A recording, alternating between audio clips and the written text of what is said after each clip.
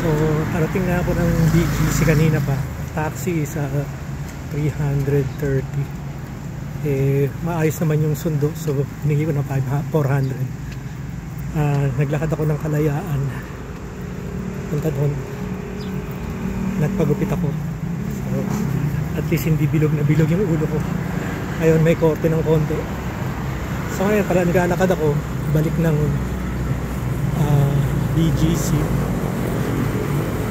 malapit sa condo ko. Kadalasan kasi pag dumarating ako, kadalasan sa gabi, so mga 12 midnight or 1 AM. So kadalasan pag dumarating ako dito, kumakain ako lagi.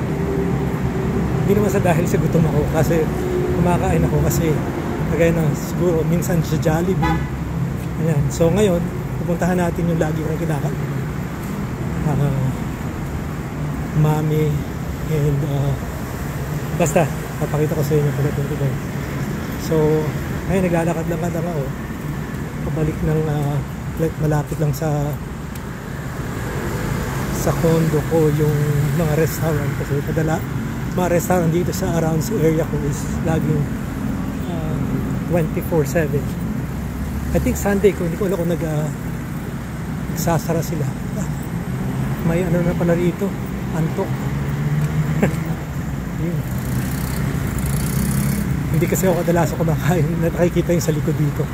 So kadalasan ando lang lagi ako sa may harap. So ayun yung nakita niyo yung Jollibee dun sa may puno doon.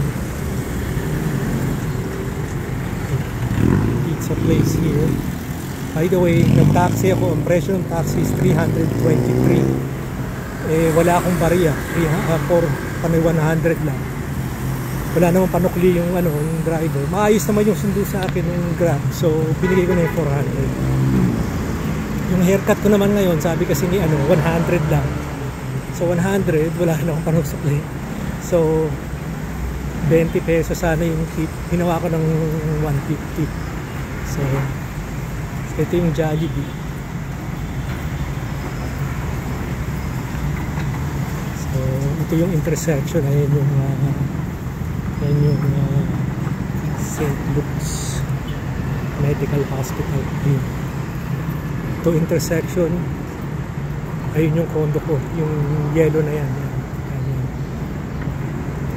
So ngayon, ano ba kinakainan ko lagi tuwing marating ako? Chowking.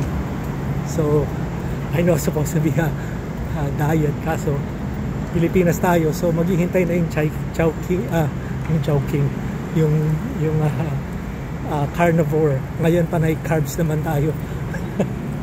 Carb diet. So pasok muna ako, then we'll go from there. Pakita ko sa inyo in order.